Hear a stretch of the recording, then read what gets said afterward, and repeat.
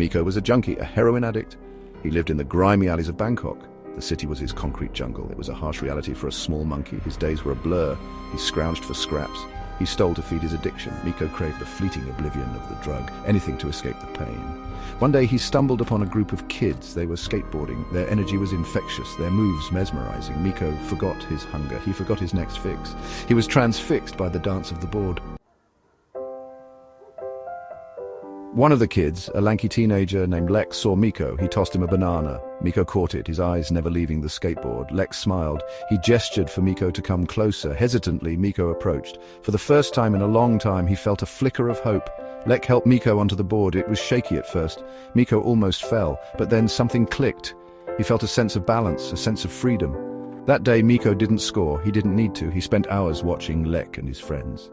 They became his teachers, the skate park, his sanctuary. Miko learned fast. He was a natural. His small size became his advantage. He was agile, fearless. He pushed the boundaries of what was possible on a skateboard. He mastered the ollie, the kickflip, the grind.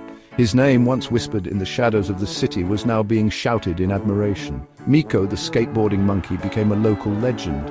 He started competing, local competitions, then national. He won them all. His skills were undeniable. His story, inspiring. Miko, the junkie monkey, was now a champion.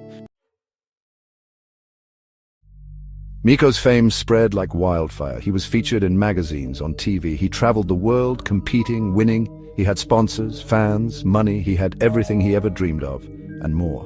But the demons of his past lurked in the shadows. The memory of the needle, the oblivion it offered, haunted him. The pressure of fame, the constant travel, it all became too much. One night in a hotel room in Los Angeles, Miko relapsed. He couldn't resist the allure. He was tired. He wanted to escape. He made a choice he would regret for the rest of his short life. Section 5. The relapse. The relapse hit Miko hard. The one hit became two, then a daily ritual. He lost his sponsors. His fans turned their backs. His friends tried to help, but Miko pushed them away. His world, once filled with the vibrant colors of skateboarding and success, turned gray. His life, once filled with the applause of the crowd, was now filled with the whispers of dealers. Miko drifted from city to city. He was a shadow of his former self. He stole again, not for the thrill but for the next fix. He was lost in the concrete jungle once more. This time there was no turning back.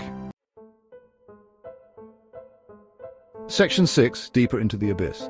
Desperate for a fix, Miko fell in with a rough crowd. A local gang in Bangkok took him in. They saw potential in him, not as a skateboarder, but as a pawn. They used his agility, his knowledge of the city.